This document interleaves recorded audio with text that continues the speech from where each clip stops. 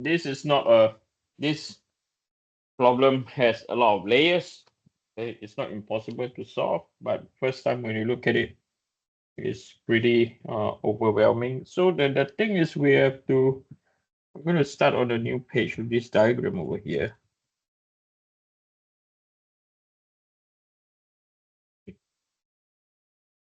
So we need to locate, based on this figure over here, we need to locate where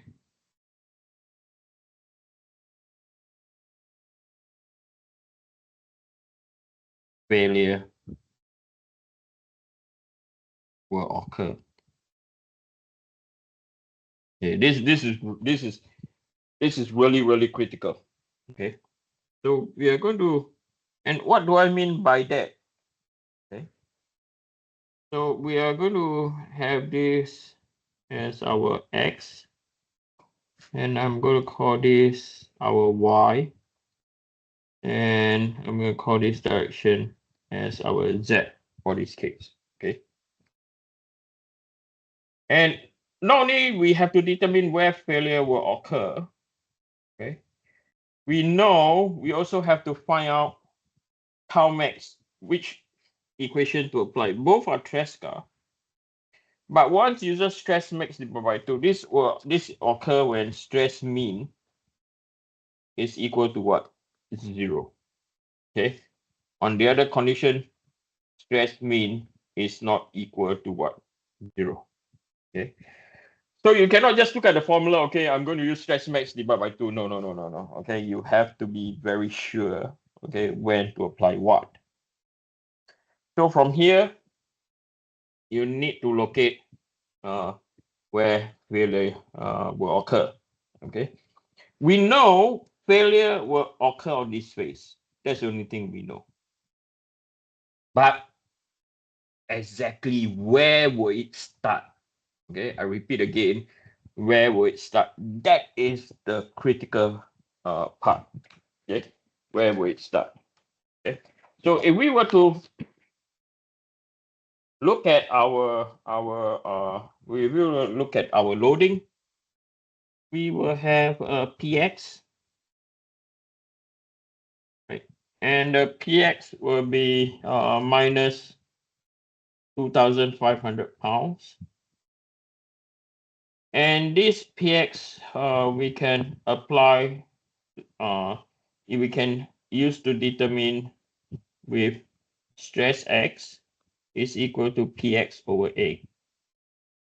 Because if we were to draw, okay, like what I taught you guys before, we were to draw our neutral axis where the element will be placed.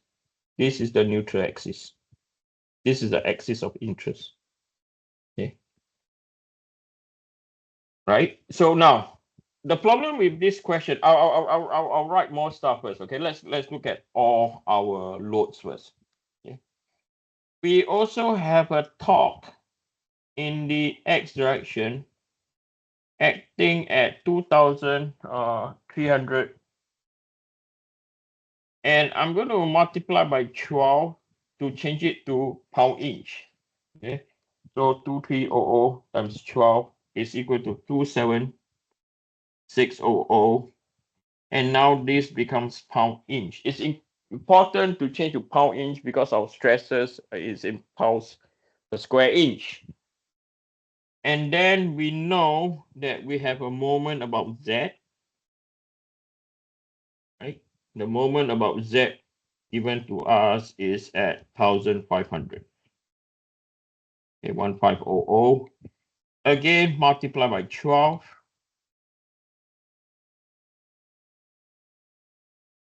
Is equal to 18,000 pound inch. Okay. So now I'm going to sketch. So before I sketch anything, we know that this structure will be going through stress in the x direction. This will be equal to px minus px over a.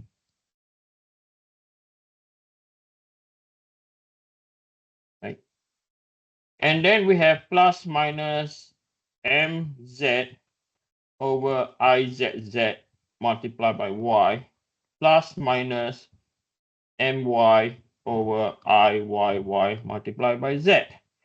And we can cancel out this term because this is equal to what? This is equal to 0. Okay. And then the next one, we know that we have a shear, right? And the shear is equal to what? Tx multiplied by c divided by j. Okay. So there are two formulas that we are going to use.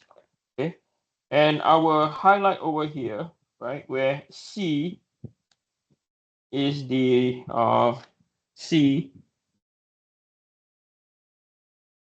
is the radius of the shaft.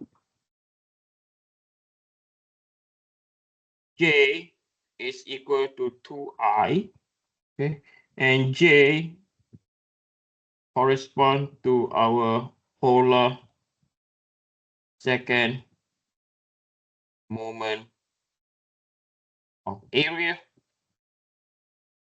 okay, and I is our second moment of area. Okay. So we know to determine our stresses, we have to use these two equations. Okay. Now, where is the location where maximum stress will occur? Okay. So now what I would like to do now is I like to draw from the view. We are going to view this in the Y.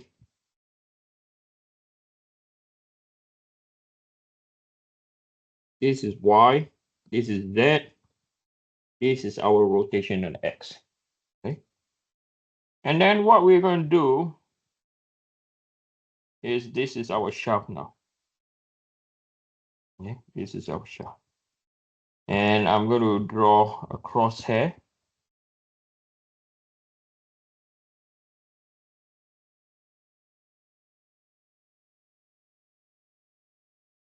Okay. And over here,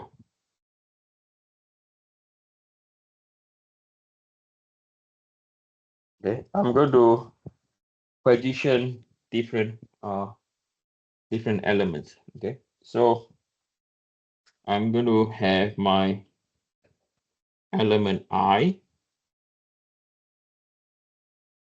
element J, element K, and element L.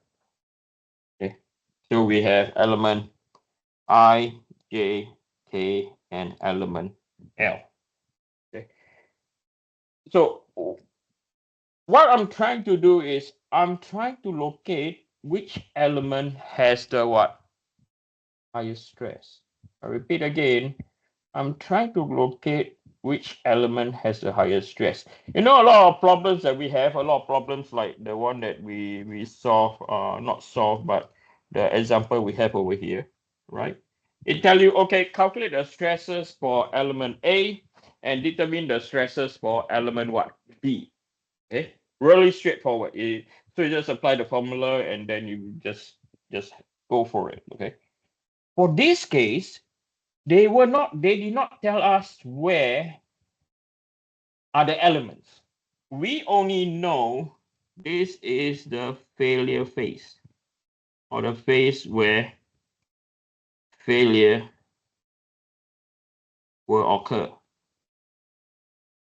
But they did not tell us where is the maximum stress is, or which element has the highest stress.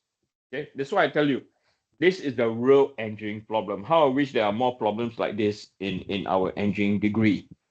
Okay, because most of the time what we do is I give you a question, okay, telling you exactly what to do. For this case, analysis. Okay, you have to analyze where failure will occur. Okay, and you have to be precise. It's not a guessing game. Okay, This is not a guessing game at all. Okay.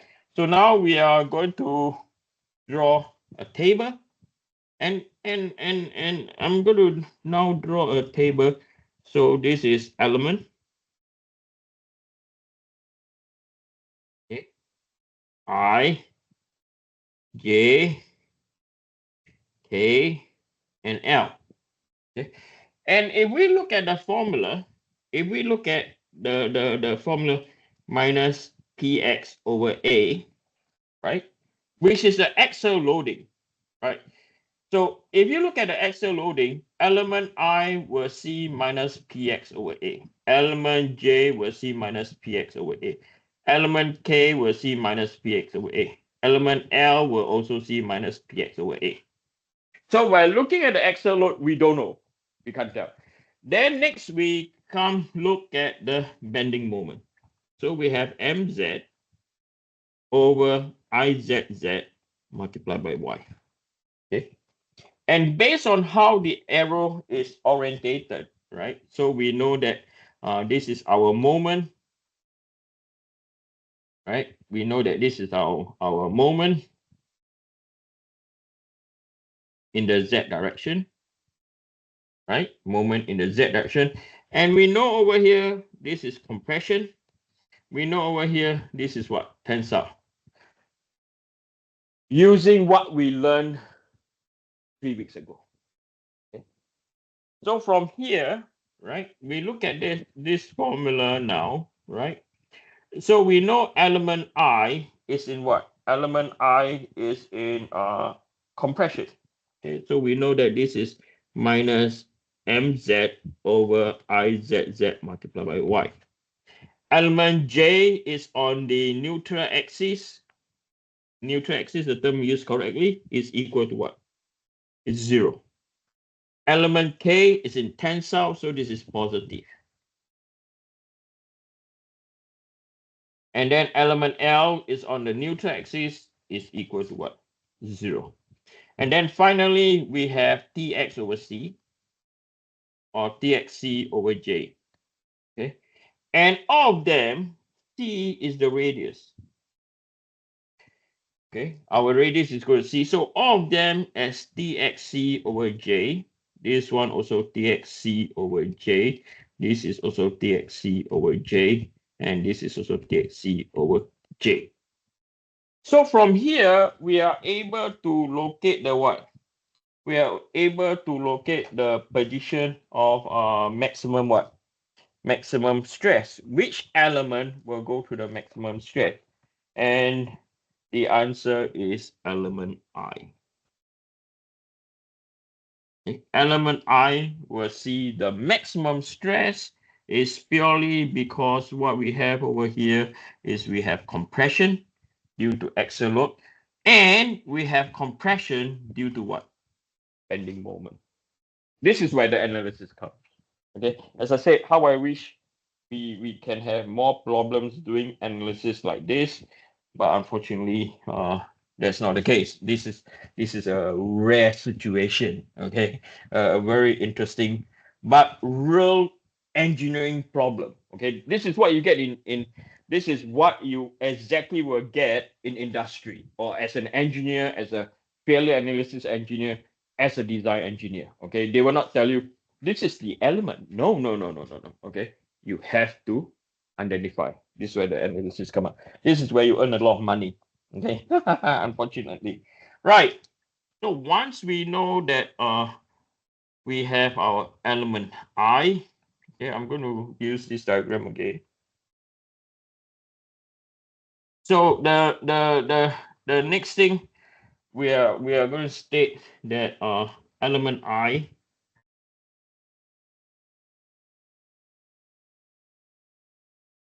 right will be under the highest stress. Okay, right, will be under higher stress. Okay, and we don't need to spec. I mean, maybe you can say it's highest normal stress. Okay, because the shear stress are all equal. So now next thing we're going to do is we are going to draw the element.